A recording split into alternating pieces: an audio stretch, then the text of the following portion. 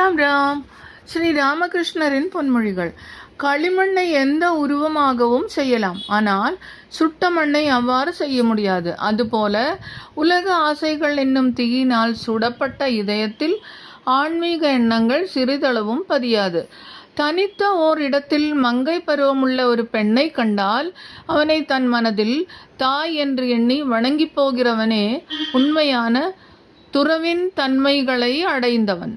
ஆனால் அவ்வாறு இல்லாமல் பலர் கேட்கும் வண்ணம் உரத்த குரலில் வெளிப்படையாக செய்பவன் உண்மை துறவியே அல்ல. ஊசியின் காதில் நூலை கோக்கும் போது நூலின் முனை கொஞ்சம் பிரிந்திருந்தாலும் கோர்க்கவே முடியாது. அதுபோலவே ஒருவனிடம் ஆசையும் கூடவே இருந்தால் அவன் மோட்ச உலகை அடைய முடியாது. மனம் ஆசைகளால் அலைக்கழிக்கப்பட்டு மனம் தூய்மையாக இருந்தால்தான் ஒருவன் பரம்பொருளை அடையலாம்.